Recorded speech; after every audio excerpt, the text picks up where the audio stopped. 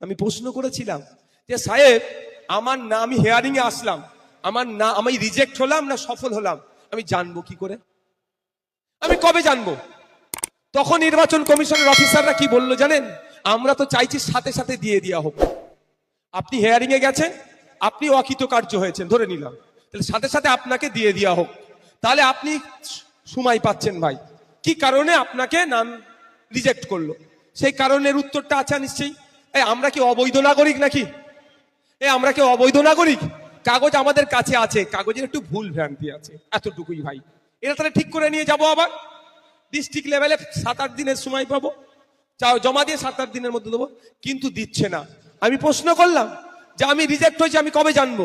বলছে আমরা তো চাইছি দিনের দিনে দিয়ে দেওয়া হোক। আমরা বারবার ডিস্ট্রিক্টের অফিসারদেরকে বলছি যে আপনারা দ্রুততার সাথে তাদের লিস্ট দিয়ে দিন, কিন্তু এই দেখুন আপনাকে বুঝতে হবে ডিস্ট্রিক্টের অফিসারকে কারা কন্ট্রোল করে? ডিএম অফিসকে কারা কন্ট্রোল করে? বিডিও অফিসকে কারা কন্ট্রোল করে? কেন্দ্র সরকার, ইসিআর না রাজ্য সরকার? তাহলে নোটিশটা ছাড়াটা কে আটকে রেখেছে? একটু জোরে বলুন, কে আটকে রেখেছে? কেন আটকে রেখেছে? আমার বিশাল সন্দেহ হচ্ছে এখানে। 14ই ফেব্রুয়ারি ফাইনাল লিস্ট পাবলিশ হবে, তার হয়তো 3-4 দিন আগে ছেড়ে দিতে বলবে, তখন সবাই হই হই করো। বুঝতে পারছেন না? এখন যদি যারা অলরেডি হিয়ারিং হয়ে গেছে, হয় পাস না হলে ফেল, দুটোর মধ্যে একটা তো হবে। কিন্তু আমি চাই, আমার আশা বিশ্বাস ভরসা পাস হবে।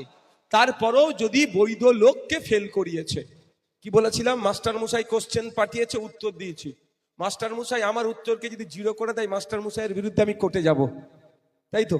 আজকেও বলছি, মাস্টার মশাই যদি আমার সাথে টেন্ডি বেন্ডি করে, আমার মুখ দেখে যদি মাস্টার মশাইয়ের পছন্দ নাও হতে পারে, আমার রেজাল্ট যদি কেটে দেয়, মাস্টার মশাইকে কিন্তু ছেড়ে কথা বলবো না আইনের মাধ্যমে। তাহলে কি জানবো কবে? জানতে তো হবে। খসড়া লিস্ট পাবলিশ হয়েছে, আমার নাম কাটা যায়নি, কাটা গেলে আবার অপশন ছিল ঢুকে যাবার। তাহলে এখন জানাবে কে? অফিসাররা।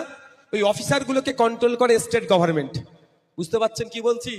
ওই জন্য আমার মনে হয় ও এখন চুপচাপ রেখে দিয়েছে, চাই 5 জন হোক আর 50 জন হোক আর 5000 লোকই হোক না কেন, তারা হয়তো 11th আওয়ারে জানাবে তোমার নামটা কাটা গেছে। তখন কি করবেন?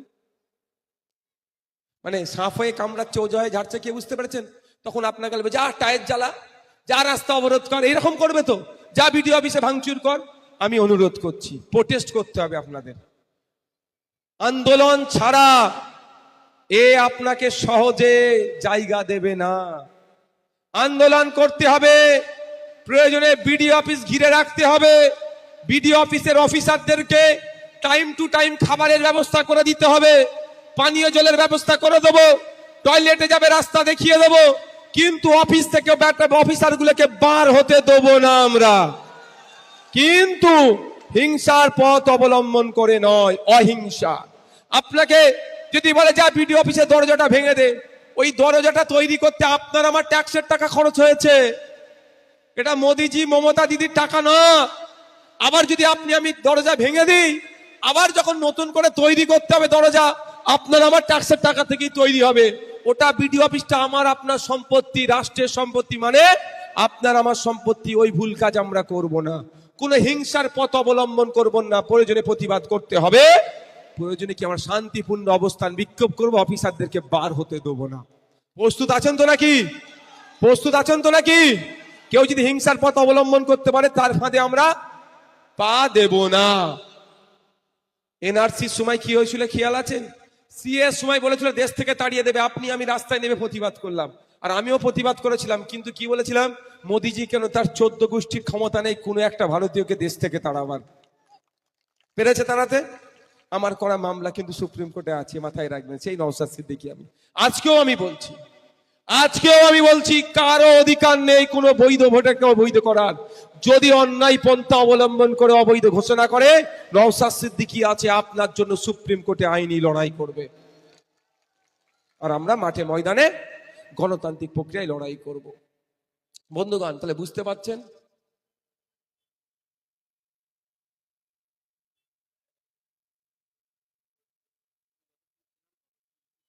দেখছেন তো, একটা নেতা এখানে আছে, আপনি নাম নিয়ে লাভ নেই, আইএসএফ কে ওখান থেকে সরিয়ে দেওয়ার পরে রিসিপ্ট ছাড়া দিচ্ছে, মানে এটা কি ভাই? আচ্ছা রিসিপ্ট দিলে ভালো না খারাপ? আপনি ওখানে পৌঁছেছেন, আপনাদের প্রমাণপত্র থাকলো, না হলে আপনি গিয়েছেন হেয়ারিং করেছেন, কোনো প্রমাণপত্র আছে? এটা তো বদমাইশি করে বলতে পারে ও হেয়ারিং এ আসেনি ওই জন্য নাম কাটা গেছে।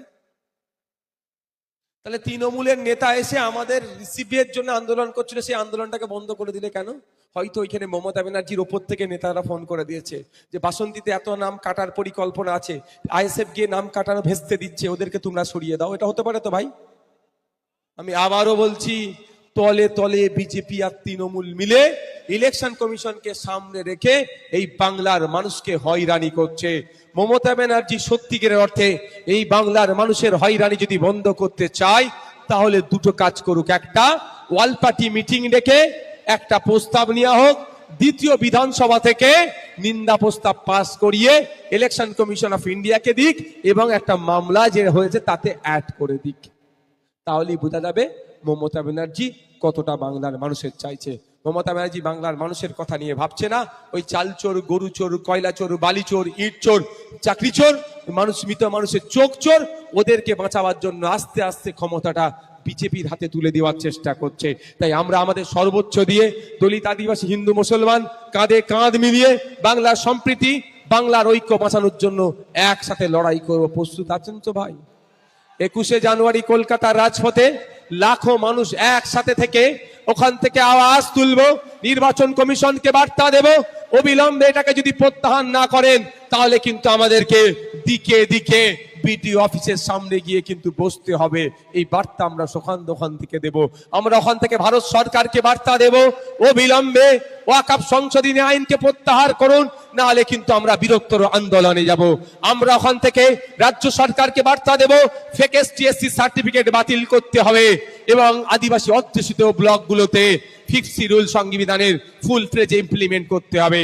আমরা ওখান থেকে বার্তা দেব যে ওবিসি সংরক্ষণ পুনর্বহাল করতে হবে, নতুন ওবিসি সার্টিফিকেট বাতিল করে সায়েন্টিফিক ওয়েতে ওবিসি লিস্ট তৈরি করতে হবে।